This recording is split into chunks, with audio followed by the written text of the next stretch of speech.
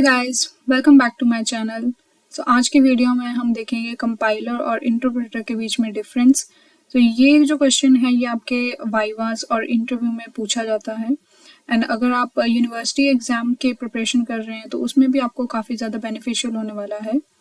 Start करते हैं with the definitions of compiler and interpreter. Compiler एक ट्रांसलेटर होता है जो कि हमारे सोर्स कोड को मशीन कोड में ट्रांसलेट करता है। जो बेसिकली हमारा जो सिस्टम होता है वो हमारी जो लैंग्वेज यूज़ करते हैं इंग्लिश हिंदी हमारी कम्युनिकेशन के लिए, तो जो हमारा सिस्टम होता है वो लैंग्वेजेस उसे समझ नहीं आती हैं, तो उसके लिए वो एक मशीन लैंग्वेज होती है, मशीन कोड होता है जो हमारे सिस्टम को समझ आती है, जो कि 0 और 1 की फॉर्म में होती है। तो हमारा जो सोर्स कोड होता है जो हम हाई लेवल प्रोग्रामिंग लैंग्वेजेस में लिखते हैं सोर्स कोड, उसे ट्रांसलेट करने का काम कौन करता है? कंपाइलर करता है। So compiler is a translator. Second is the high level programming language is also known as source code. तो जो सोर्स कोड होता है वो क्या होता है?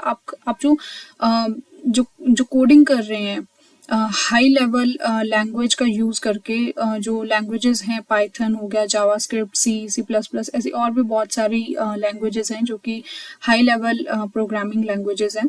तो उसमें जो आप कोडिंग करते हैं उसे ही हम सोर्स कोड बोलते हैं। तो उस सोर्स कोड को जो ट्रांसलेट करता है मशीन कोड में, उसे कंपाइलर बोलते हैं।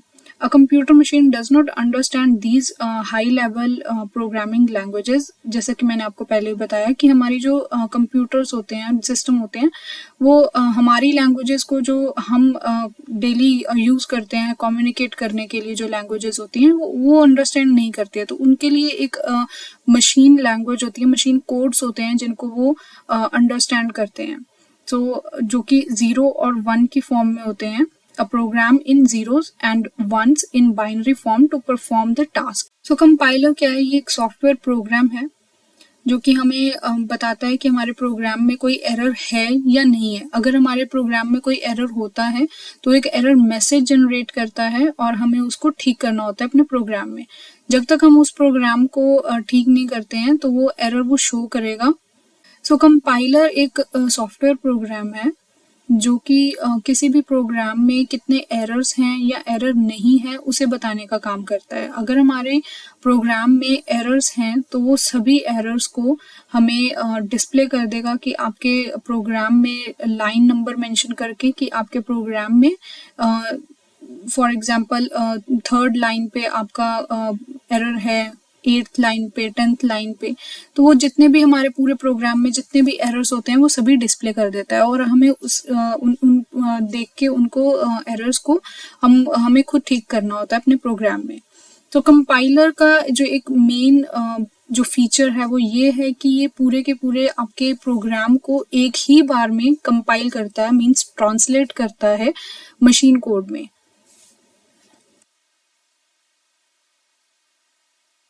नेक्स्ट देखते हैं कि कंपाइलर काम कैसे करता है। कंपाइलर के पास 2 फेजेस होते हैं, एक एनालिसिस फेज और एक सिंथेसिस फेज। एनालिसिस फेज में क्या होता है कि जो हमारा सोर्स कोड होता है वो एक डिवाइड हो जाता है फंडामेंटल पार्ट्स में to check grammar, syntax and semantics of code. जो आपने कोडिंग की है उसका जो मिस्टेक्स होती हैं उसमें वो चेक करने का काम एनालिसिस फेज में होता है कि ग्रामेटिकल मिस्टेक, सिंटैक्स मिस्टेक्स हो गई या सिमेंटिक्स हो गए, तो वो सब जो काम होता है वो एनालिसिस फेज में होता है। उसके बाद एक इंटरमीडिएट कोड जो है वो जनरेट कर देता है एनालिसिस फेज। तो the analysis phase includes a lexical analyser, a semantic analyser and a syntax analyser. जैसे कि आप पिक्चर में भी देख सकते हैं, सोर्स कोड इंटरमीडिएट कोड में ट्रांसफॉर्म हो चुका है, जनरेट हुआ है यहाँ पर इंटरमीडिएट कोड। नेक्स्ट जो फेज है हमारे पास वो है सिंथेसिस फेज। इस फेज में क्या होता है कि जो आपका इंटरमीडिएट कोड होता है वो फाइनली मशीन कोड में कन्वर्ट हो जाता है। ये इंटरमीडिएट कोड जो है वो आपको एनालिसिस फेज से मिला होता है, उसकी जो आउटपुट होती है वो सिंथेसिस फेज में इनपुट होती है। The synthesis phase of the compilation process includes code optimizer and code generator tasks।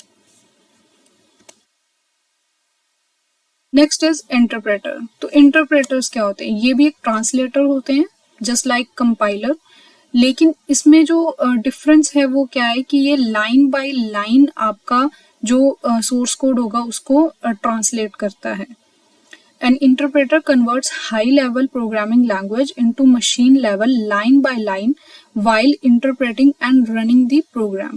So जो मेन डिफरेंस है इन दोनों में वो यही है कि वो कंपाइलर जो है वो सारा का सारा प्रोग्राम एक ही बारे में ट्रांसलेट करता है और जो इंटरप्रेटर है वो लाइन बाय लाइन करता है।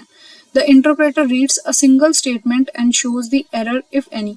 अगर आपके प्रोग्राम में फॉर एग्जांपल थर्ड लाइन पे कोई एरर है तो वो जैसे ही थर्ड लाइन पे पहुंचेगा आपको एक एरर मैसेज जो है वो जनरेट कर देगा। जब तक आप उस एरर को ठीक नहीं करते हैं वो फोर्थ लाइन को इंटरप्रेट करेगा ही नहीं।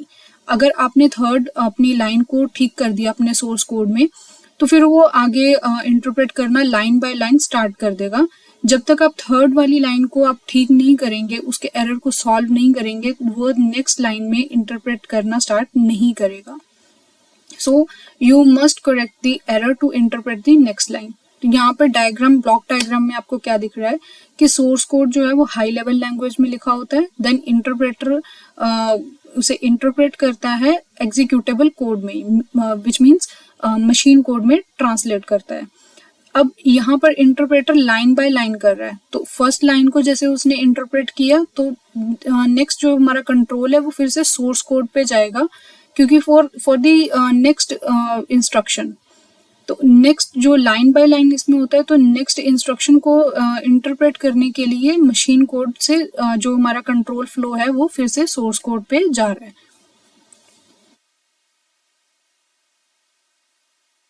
नेक्स्ट अब हम इसमें देखते हैं कुछ डिफरेंसेस, कुछ पॉइंट्स हैं इसमें, मेन पॉइंट्स हैं जो आपको पता होने चाहिए। अगर आपके यूनिवर्सिटी एग्जाम्स में अगर एक क्वेश्चन आता है तो आप ऐसे लिख के आएंगे, ऐसे डिफरेंस बिटवीन अगर आप दिखाएंगे वहाँ पे शो करेंगे तो आई एम श्योर कि आपको बहुत अच्छे मार्क्स मिलने वाले हैं। सो स्टार्ट करते हैं, compiler versus interpreter. So the entire program is analysed in a compiler in one go. जैसे कि पहले मैंने आपको बताया कि कंपाइलर में पूरा का पूरा प्रोग्राम एक ही बारी में कंपाइल किया जाता है, बट इंटरप्रेटर में लाइन बाय लाइन एनालिसिस होता है। Stores machine code in the disk storage. अब कंपाइलर जब आपका कंपाइल करता है सोर्स कोड को तो वो एंड प्रोडक्ट जो आपको मिलता है वो मशीन कोड होता है। जो मशीन कोड होता है वो कहाँ पर स्टोर होता है? वो डिस्क स्टोरेज में स्टोर होता है, बट इंटरप्रेटर में कहीं पर भी आपका मशीन कोड स्टोर नहीं होता। Third is the execution of the program happens only after the entire program is compiled. जो एग्जीक्यूशन होती है कंपाइलर में वो जब पूरा का पूरा एंटायर प्रोग्राम जो है वो कंपाइल होगा उसके बाद ही प्रोग्राम की एग्जीक्यूशन वो स्टार्ट होती है। Interpreter, the execution of the program takes place after every line is evaluated and the error is raised line by line if any. So इसमें जो प्रोग्राम की एग्जीक्यूशन होती है वो हर एक लाइन के बाद एग्जीक्यूशन उसकी होती है। अगर कोई एरर होता है तो हर एक लाइन के बाद आपको जनरेट कर दिया जाता है इसमें। Fourth, since it consumes less time, so compiler जो है वो आपका कम टाइम लेता है, so it is much faster than N interpreter. तो अगर स्पीड में देखें तो ये कंपाइलर जो है वो इंटरप्रेटर से काफी फास्ट होता है। इंटरप्रेटर में देखते हैं since it consumes more time, क्योंकि ये लाइन बाय लाइन इंटरप्रेट करता है हमारे सोर्स कोड को तो ये ज्यादा समय लेता है। It is much slower then a compiler, तो अगर टाइम ज्यादा ले रहा है तो स्पीड में स्लोअर होगा।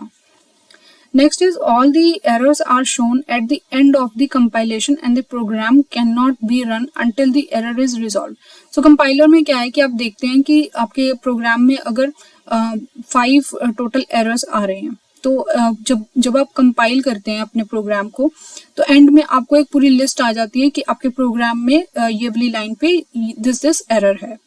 तो आपको इन द एंड सब पता चलता है कि आपके प्रोग्राम में कितने एरर्स हैं, और जब तक आप उन सभी एरर्स को रिजॉल्व नहीं कर लेते हैं आपका प्रोग्राम रन नहीं होता है।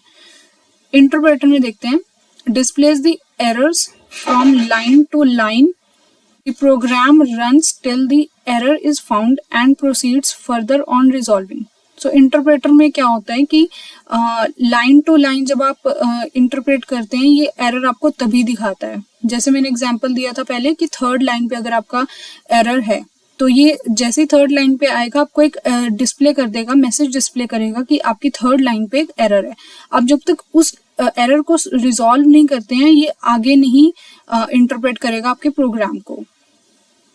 Next is the compiler gives intermediate code forms और ऑब्जेक्ट कोड। जब हमने देखा था कि कंपाइलर काम कैसे करता है तो पहले ये सोर्स कोड को इंटरमीडिएट कोड में कन्वर्ट कर देता है। तो जो एनालाइजिंग फेज था हमारा उसमें हमारा जो सोर्स कोड था वो इंटरमीडिएट कोड में कन्वर्ट हो जाता था, बट इंटरप्रेटर में ऐसा कुछ नहीं होता है। The interpreter does not generate any intermediate code forms. Next is CPU utilisation is higher in compilers. So compilers में सीपीयू यूटिलाइजेशन जो है वो बहुत हायर होती है और इंटरप्रेटर में जो सीपीयू यूटिलाइजेशन होती है वो कम होती है। अब एग्जांपल्स देख लेते हैं कि कौन कौन सी लैंग्वेजेस जो हैं वो कंपाइल बेस्ड हैं और कौन सी लैंग्वेजेस जो हैं वो इंटरप्रेटर यूज करती हैं। So C plus plus, C sharp, Java, JavaScript, Python हो गया। तो ये सब हमारा कंपाइलर जो ट्रांसलेट करने का काम होता है ये कंपाइलर को यूज करते हैं। और जो एग्जांपल्स हैं इंटरप्रेटर के वो हैं PHP, पर्ल, रूबी एक्सेट्रा। तो ये जो लैंग्वेजेस हैं ये इंटरप्रेटर का यूज करती हैं for translating the source code to machine code. तो अगर आपको वीडियो ये अच्छा लगा हो तो प्लीज लाइक करें इस वीडियो को। अगर आपने अभी तक सब्सक्राइब नहीं किया है चैनल तो प्लीज सब्सक्राइब कर लें and press the bell icon for such more videos. Thank you.